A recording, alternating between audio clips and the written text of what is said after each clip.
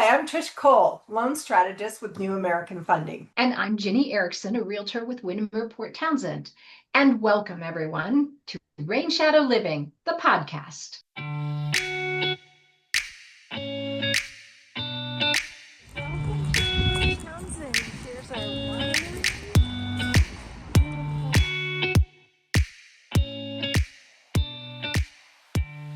Parades, royalty, boats, community pride, the Rhododendron Festival is more than flowers. It's a living piece of Port Townsend history. And today we're so excited. It's been a piece of the history for nearly 100 years. And today, our special guest on our podcast is Lori Morris, and she is president of the Rhododendron Festival. So, Lori, welcome. Thank you for having me. Oh, it's our pleasure. Why don't you just start out by telling us what you like best about this festival? So this probably started, I moved here 37 years ago. And my husband and myself, we got married 37 in 1990, and we just started going to the parades, from at the very beginning. And the weekly events we got as soon as we had children, we started getting involved in the weekly events, such as the trike races and the pet parades and the kiddie parades. And that kind of got us started. And then our middle son, he became junior royalty in first grade. And so we kind of got involved with that. My husband helped build a little float to put them in the parade. And also with the kiddie parade, we also built a little float for that. And that's just kind of how it started. And then my daughter ran for what they call Queen's Court, which is for 7th and 8th grade girls. And she was selected to be Queen's Court. And my husband, again, helped build the float that year.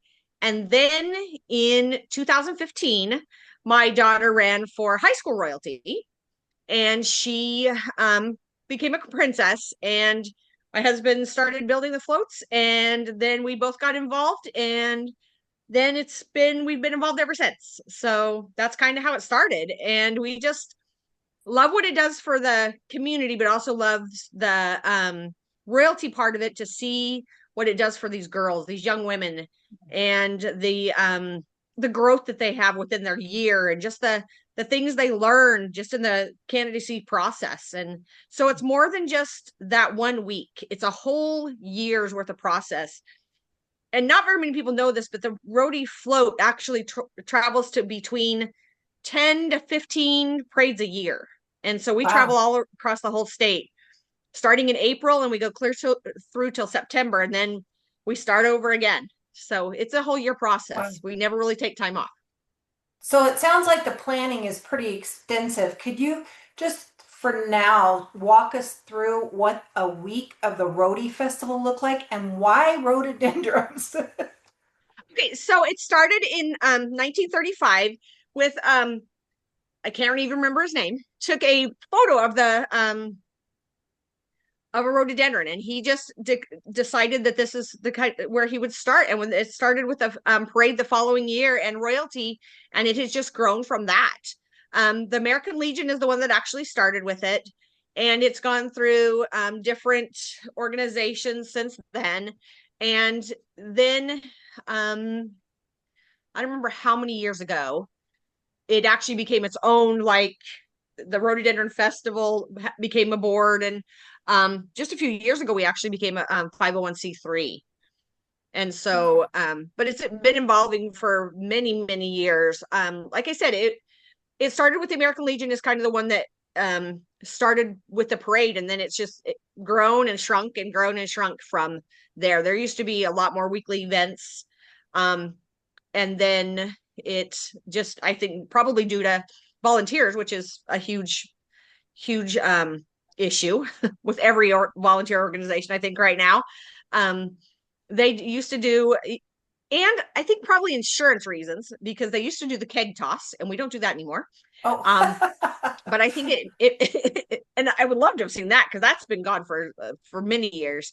But I think it's just something that the community has grabbed a hold to and thoroughly enjoys. And we had for many years a big draw was our carnival. And of course that's been gone since 2020.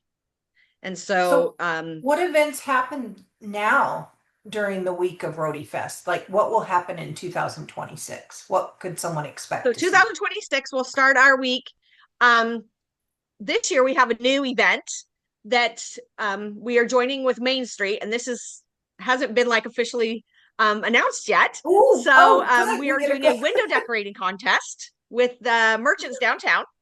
That is in the Nice. works right now, but yeah, we're going to do a window decorating contest, and so that will be going on the whole week of Rhody. And we're not exactly sure how the voting's going to happen yet, but that's what's going to start. And the royalty will also choose their favorite window decoration, and it's going to be like an entrance fee for the business, a cheap, maybe I'm not sure on the price yet. And then starting Wednesday, down by City Hall is the trike races, and that's for trike races from children 1 to 6. And it's there's not so many trikes anymore, so it's actually started to be, they can bring their striders and 3-wheelers. And when I say 3-wheelers, I mean like trikes, or Like we a don't probably wheel? remember them as big wheels. And then also scooters, and we have different races so basically 3 races per each age, depending on how many we have. And even bikes with training wheels, we will do if there's enough of them, and we will divide them up by ages. And then so that's our Wednesday night activity. And then a favorite of everybody's is the pet parade on Thursday. And at the end of the pet parade, Safeway always gives a drink and a treat of cookies usually. So that's a fun one for everybody. And it's fun to see all the different animals, from even rare animals such as snakes and Oh, roosters wow. and llamas and horses, and just about anything you can think of, people will have in the pet parade, as long as the weather's not rainy. And then Friday night is probably my favorite. It starts off with the kitty parade that is up on Lawrence Street, and it goes into Chetzemoka Park. And Belltown realtors actually will sponsor they usually will get ice cream for everybody, for all the kitties in the parade. And Oh. and people that join it are individuals with their children, or we've got some schools that will even come.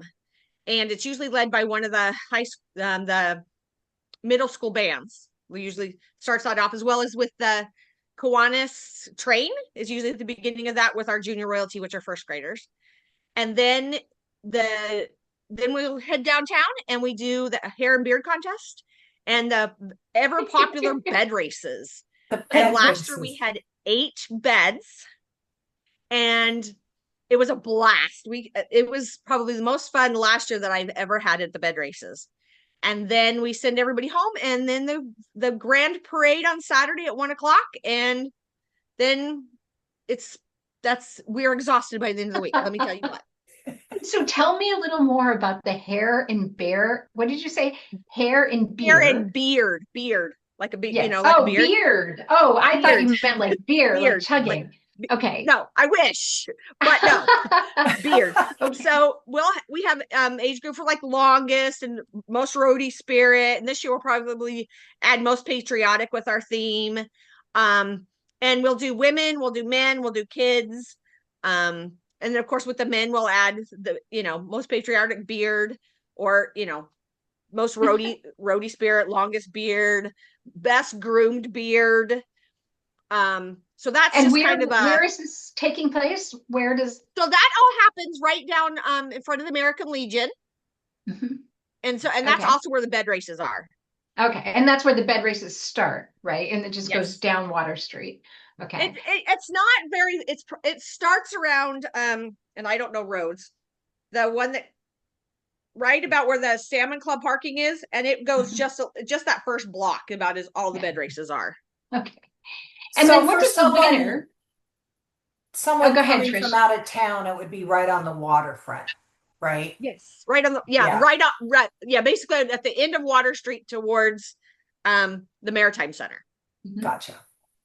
That's probably the best description. Everything happens kind of down there. That's where the trike races are. That's the pet parade is up on Lawrence Street. The kitty parade is up on Lawrence Street. Yeah. Do you still have the roadie run? We are not we are not associated with the Rhody Run. Oh, That's actually a different organization. Huh? Yeah, that's actually a different organization. That is actually sponsored and run by Jefferson County Healthcare. They actually have a 501c3 that runs the Rhody Run. They just use our name. But they are a major sponsor of us. So, and is it the same weekend? Yeah, it's actually on Sunday. And so yes, so we will yes, they'll have that on Sunday. So and they've actually moved back to the fort, which is great. People are excited, and I've heard they've made it instead of a 10K, I've heard they've made it a 12K. Oh, so I know no details other than that because that's all I've seen. So I can't tell you any more than that. Can you tell us a little bit more about the royalty? Like, what is the royalty? And it sounds like there's 2 different sets of royalty, and what roles do they play? Oh, 3 sets of royalty. There's 3 different sets of royalty. Yeah. So the family favorite is what they call what we call the junior royalty, and they're first graders from Port Townsend, Chimicum, Quilcene, Brennan, or any homeschool. And there's an application process that they send in, and then we select from there. And then they get to be in all 3 parades during the Rhody week, and as well as the big parade, and they get to ride on the Kiwanis choo-choo, which is like a huge honor. That everybody thinks that's the best thing in the world, is to ride on the Kiwanis choo-choo. And they also are, if they would like, they can go to the Squim parade the weekend before ours, and then they also go to the Quilcene parade in September. And then we have another group that is they're called Queen's Court, and they're 7th and 8th graders, same thing, from any school in East Jefferson County, basically, or homeschool. And they have an application, they have an essay they have to write. And then I don't like to take any more than 2 just because of transportation and money and yada yada yada. But if we have more than 2 applicants, then we will make a selection from there. And then the high school royalty are sophomores, juniors, or seniors. And then they have an application they also have to fill out. And then they start having meetings in December. And they have meetings in December and January once a week. And then they also do speaking engagements to community organizations such as Kiwanis, Rotary, that's I can't think of the other one. 2 of the Rotaries, Kiwanis, and anybody else that would like them to come, and they get scored at each one of these events. And then they have what they call a coronation, and there's certain things they have to do at coronation, and then we crown our royalty, and they get to be the king or queen over our festival. And then there's usually princesses, and in fact this year we have a queen and a princess. And then they ride on the float and get to be the representatives for the Rhododendron Festival all year, and travel around and be royalty as we travel around to other festivals around the state. Oh, have fun. And it's a scholarship program. Yes. And the queen gets $2,500. Nice. And the princess gets $2,000. So it's a very big deal. They earn their money, though. Let me tell you what. It's not an easy $2,500. So how are they selected? Are they the brightest students? Like, what's in their application that makes them royalty? So they have an application. There's an essay, and then we haven't had a whole ton of people run, but we would only accept 10 if we really got that far. But so there's several things they have to do. So number 1, they have to attend the weekly meetings, and they get scored at each one of those meetings from the royalty moms or whoever is guest speaker.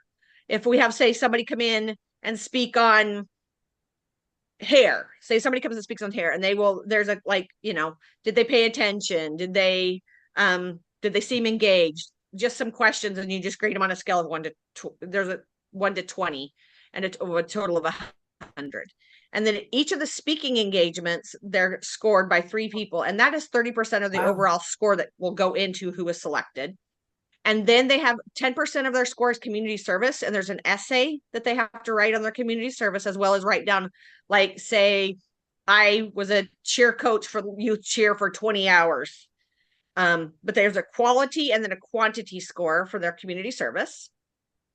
Then they have an interview score with their judges, and it's 30%, I think. We just changed it, so now I have to remember. And then coronation night, they have they model their dresses. When I say model, they come down there. It's at the Chimicum Auditorium, and they come down the walkway and up on the stage, and they're just scored on their poise. Just not the dress, but how they look, and not necessarily. I don't want to use the word look, because it's by no means is it about their looks, but it's how they carry themselves is the word I guess I want to use. And it's about their poise and their presentation. And then they also have a speech that they have to give there. And they have to do a creative display, which can be a poem they wrote. It could be, we had one girl, this was the best one I've seen in a long time. She showed the audience how to do a charcuterie board, and she was absolutely amazing. Oh, fun. And an on-stage questions, like an impromptu question, she just pulled the flower out of a stick and read it. And all of that score is combined for 25% of their score, and that's how the royalty is chosen. So there's a lot of components that go into it. And we actually just chose our queen week and a half ago. So on the 7th. Nice. Wow. Nice. Well, this sounds like wholesome hometown, homespun fun. It's kind of like a visit to, I don't know, culture that's been lost in other parts of the country. Absolutely. And, and it's not all commercialized. It's all, the trike race. Who gets to still ride a trike and, and have a kiddie parade it's all just kids. It's hundreds and hundreds of kids. Last year we had over 700 kids in our kiddie parade. That's a lot of kids. That's a lot of kids. I'm surprised, actually. Yes. Yes. I'm surprised there's no adult trike riding. That would be even funnier. So there's a couple things I'd like to start. I would love to see, because there are some other festivals that actually have somebody that build the big trikes. And they're for adults. I would love to see that. And I would also love to see, it's just getting people to do it is the problem. Yeah. My husband's dream is to also get a kids bed race. Like, instead of a twin size bed that we let the adults race, do like a crib size bed. Oh, fun. And let the kids race the crib size bed. It's just, he builds the float, so he doesn't have time to do anything else but build that float. Well, and I've heard you say several times, Lori, that I volunteered, my husband volunteered. So we always like to ask, if someone wants to volunteer, how do they get involved and when do they get involved? So they can either contact us through our website, or and there's a little volunteer button, or we will be at the farmers markets in the end of April and the first week of May. And we always need people, even if you only want to volunteer for the day or for the week. We need lots of help for the grand parade, lots of people to stand at corners and just help with the week. I need people right now because we received some grants. I have some people that I need to literally count bodies and ask people where they're from. And, if they're from over 50 miles away, and just do some data collecting just for that day. People don't want to give a lot of their time, but some of them will be willing to give just a day. And the Grand Parade is a very great example of that. We always post our board meetings on our website, and I usually post it on our Facebook page. And so anybody is more than welcome to come to any of those board meetings, or send a great email, or send a message on Facebook. We are always welcoming new members. And like I said, it doesn't have to be all the time. Now, I know that my very first visit to Port Townsend was in 1989 during the Rhododendron Festival. I came to participate in the Rhody Run. But the reason I'm mentioning that is because many of our viewers and listeners are from out of the area, and they might see, hey, the Rhody Festival is coming up in May. Should people from out of town come here for this event? And should they plan ahead? Should they book ahead? I mean, what's in it for people from out of town? I think it's just an experience within itself. I mean, we have so many wonderful, just visiting Port Townsend alone is amazing, right? But this is an even better reason to come to see that hometown feeling, to see a parade that was one of the largest. We of all the parades we went to last year, we had the largest parade of anybody. And when we're talking, we beat Seafair in the largest parade. Now, maybe not the largest like events, but we had the most number of entrants in our parade than any of the other parades we went to last year. We had over 100 entries, and we were the largest parade. That's That's stunning incredible. because Seafair is You know, huge. Yes. exactly. Yeah, they had like 96 entries, I think. And so, I mean, we don't have the marching drill teams that they have, but ours is that hometown fun feeling that you don't experience in, say, Seattle or in your bigger towns. And it's just a warm, fuzzy feeling you get. And it's everybody's family, you know. Rhody is when a lot of our families do have family reunions, and the high schools will have their reunions on Rhody weekend because so many people come home. And yes, you need to plan ahead. Hotels do get booked up. And if you want any hotel reservations, you better make them, because Rhody weekend is usually, especially Friday night, because they'll do the bed races and then they may go out afterwards. So it's just a lot of fun to do something different.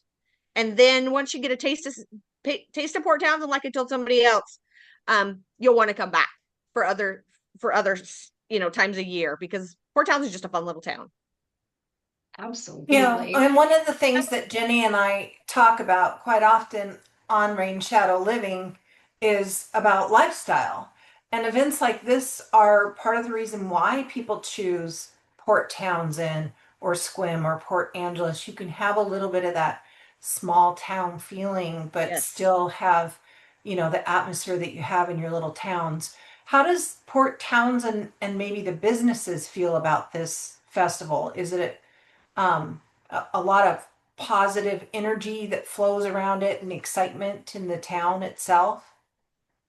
Think so. I know that the businesses, especially the downtown businesses, profit from the parades, because obviously us having stuff going on downtown brings businesses to them, because it does bring people, especially on Saturday when you've got the Sumner band, say for instance, that brings, they bring 5 buses of students, and then after the parade they let them, I hate to say this, but run amok in the town. And so they get, they'll go to the different business, go to Elevated Ice Cream, and go have the ice cream there, and go to I'm just trying to think of some kid friendly. They may go The puzzle store. Pizza. Yeah. Can't Yeah, think of the but name of the puzzle store. yeah, and go to the different businesses, and I think, in fact, a lot of people when we visit other parades, have told us they love to come to Port Townsend, but the reason why they visited the first time was because they came to our parade with their son or their daughter as a parade chaperone. Gotcha. And I know that our parade crews from other festivals love coming just to go to our farmers market on parade day. So it's things like that makes us different. And yes, the downtown merchants are very they're great this whole town is great sponsors for the festival. Yeah. And I can tell you, in the office that I work in, I've worked with many people who grew up in Port Townsend, and out of all of the festivals, out of all of the events, the one that's nearest and dearest to the locals' hearts is the Rhody Fest. And the one event that gets talked up all the time is the Rhody Fest. I think there's just a deep love in this community for this particular event and what it's all about. I agree with you. I think it's, last year it was pouring down raining, and seeing the people still out there to see that parade was still amazing to me. Like I said, we had 100 entries, and as far as I know, we may have had one. I know we had one not come because of weather. But other than that, everybody showed up. And as sitting there with the royalty, we were getting soaked.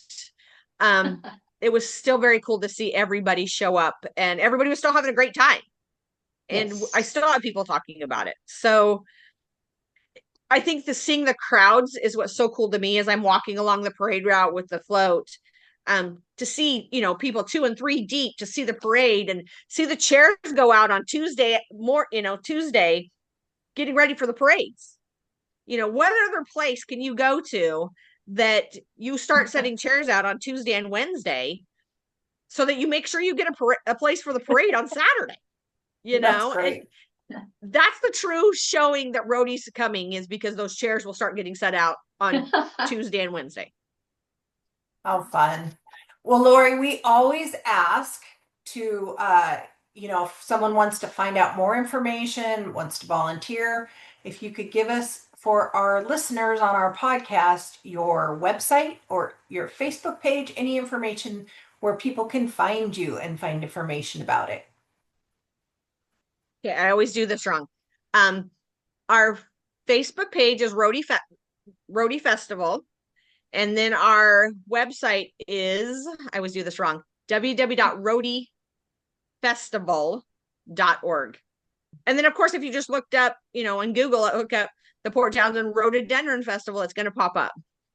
That's great. Perfect. Is there something we haven't asked you about that you think is really important to bring up? I just think people might want to realize just the whole fact that it's not just that 1 week, that we do go around the state trying to get people to come to Port Townsend and Jefferson County by taking our float throughout the whole state. It's not just we build this float for one parade. It's for many parades, and we try to bring visitors to our area by advertising through that float. And I don't think a lot of people realize that we actually travel as much as we do. And that's probably the biggest thing is, it's a lot of work. I enjoy doing it. I wouldn't have it any other way. My husband and I said, people keep saying, I thought you said you were going to quit. And it's like, but number one, what else would we do? And number two, right now, there's nobody else that has stepped up.